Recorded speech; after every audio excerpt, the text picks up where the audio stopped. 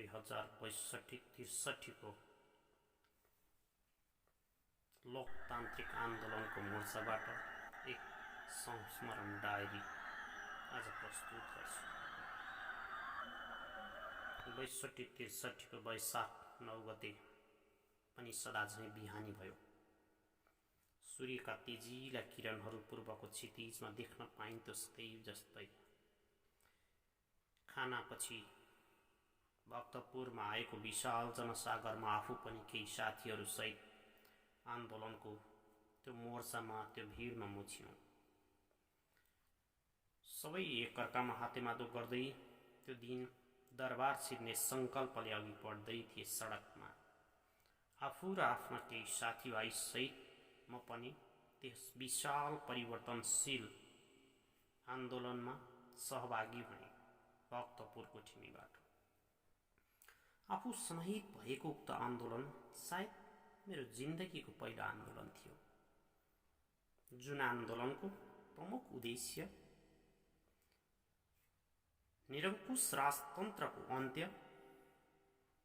लोकतान्त्रिक गणतन्त्रको स्थापना मुख्य रहेको थियो।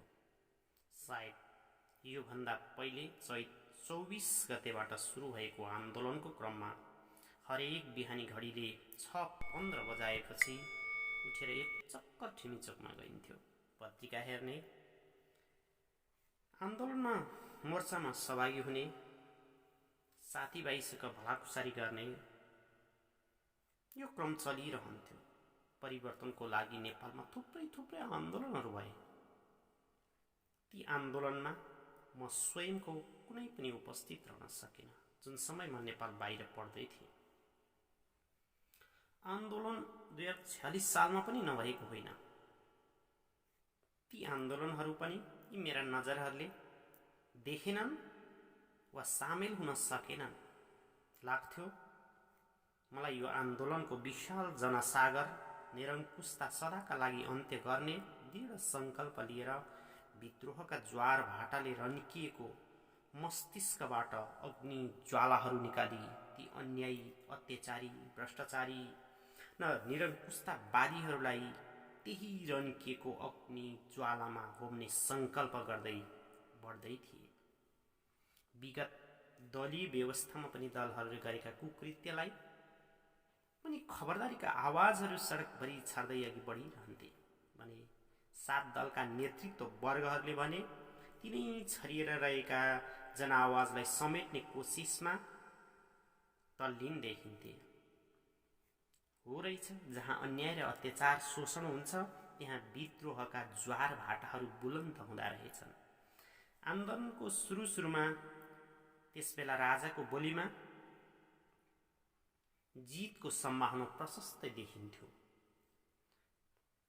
तर जब 20 लाख जनताहरू सडकमा उतार्ने र चक्रपथ घेर्ने यस्तो समाचारले राजसिंहासन केही डगमगायो र अचानक राजाको बोली युटर्नमा नाटकीय ढङ्गले फेरियो।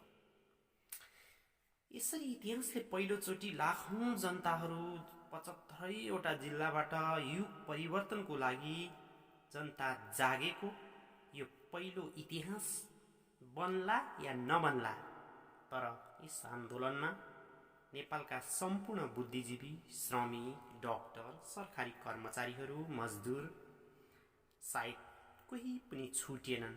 त्यसैले त यो आन्दोलनले अब अग्रगामी निकासतर्फ जानेछ भन्ने केही विश्वासका ढोकाहरू खुलाइदिएका थिए। 2062 साल 24 गतेबाट लगातार 19औं दिन वैशाख 12 गतेसम्म भएको यो आन्दोलन एउटा उपलब्धिमूलक बन्नेछ। सायद आन्दोलनमा सहभागी हुने क्रममा उही सदाझैं ठिमीबाट जुलुस निस्किएको दिन, त्यो विशाल महासागर निस्किएको दिन आज पनि साथीहरूसँग समर्थन जनाउँदै अघि बढे। हामी त्यो विशाल जनसागरको बीचमा परेछौँ। सायद अगाडि हेर्दा र पछाडि हेर्दा सायद राता टाउकाहरू, राता मान्छेहरू भन्दा केही पनि देखिन्नथ्यो। राता झण्डाहरू फहराइरहेका हुन्थे विजयको शङ्खघोष गर्दै। भर्खरै नवविवाहित दुलै जस्तो त्यस आन्दोलनका सहभागीहरू देखिन्थे। आफूहरू पनि त्यस आन्दोलनमा थप्यौं। सायद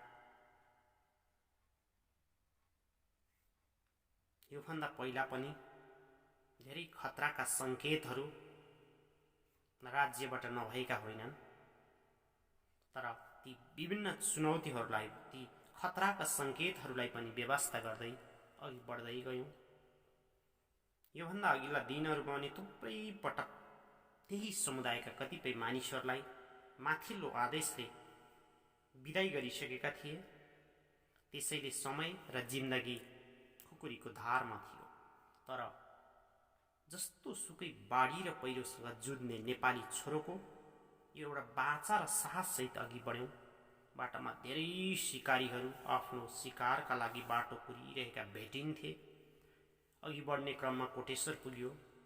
त्यहाँ छेउपट्टि भागमा काँडेतारभित्र केही सेनाका निर्दयी तस्बिरहरू शिकारमाथि आँखा गाड्दै थिए। बन्दुकका नालहरू तेर्स्याइरहन्थे सडकभरि। आकाशवाणीको प्रतीक्षामा बसेका पनि देखिन्थे भने अघिल्लोतिर केही हुल हतियारधारी कठोर चट्टान जस्तै बसेका थिए। मानिसको भिडभाड धकेल्दै थिए।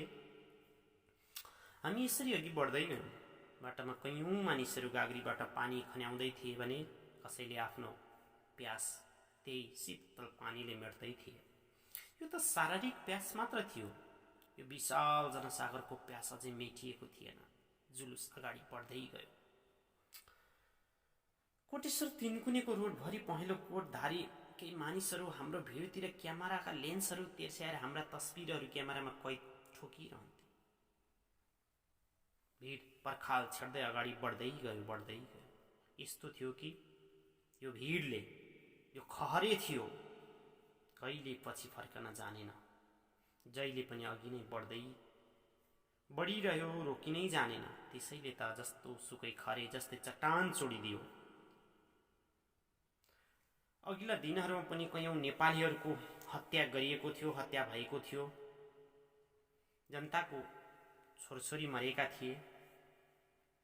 अब त्यही शहीदको रगतले जनतामा थप ऊर्जा, थप साहस मिल्दै थियो। सुनिन्थ्यो गाउँबाट यतिखेर आन्दोलनमा आउनेहरू त घर परिवारमा यसोसम्म भन्न भएका थिए रे, जबसम्म मुलुकमा लोकतन्त्र स्थापना हुँदैन तबसम्म हामी घर फर्कन्न। यसै सन्दर्भमा अब्राहम लिङ्कनको यो प्रजातन्त्रको परिभाषा सम्झे। प्रजातन्त्र भनेको जनताद्वारा जनतामाथि गरिने शासन थियो।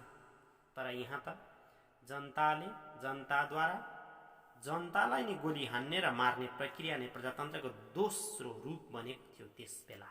हो, यो प्रजातन्त्र नभएको भए यहाँ जनताले जनताद्वारा जनतामाथि यो गोली हान्ने साहस सायद गर्दैन थियो कसैले।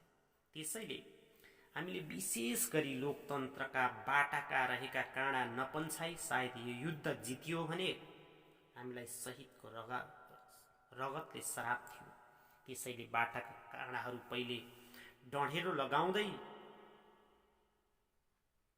जनआवाजको कदर गर्नुपर्नेछ। जसले जनआवाजको कदर गर्छ इतिहासका पानामा ससम्मान सजिएर बस्छ। जसले गर्दैन तिनीहरू निश्चित छ विश्वका कैयौँ घटनाहरूबाट पनि यस्ता प्रष्टै बुझिन्छ।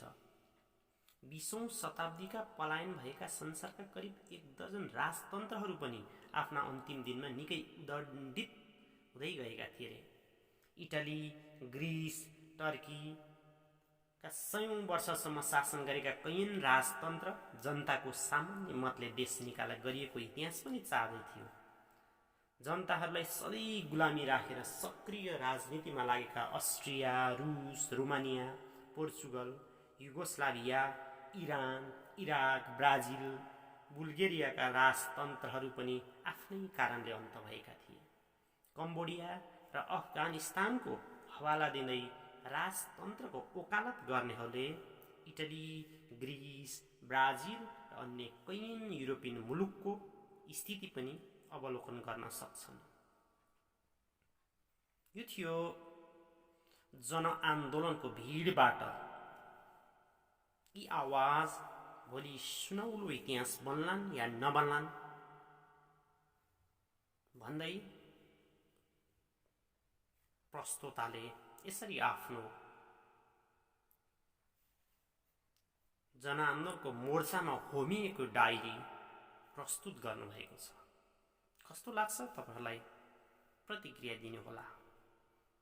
त्यो परिवर्तन र आज भएको मुलुकको अवस्था व्यवस्था के सोचे जस्तो भयो त मुलुक, कि त्यो आन्दोलन बेकार तुहिएर गयो? तपाईहरुको बुझाइ, तपाईहरुको भोगाई तल कमेन्टमा लेखेर पठाउनु होला। धन्यवाद।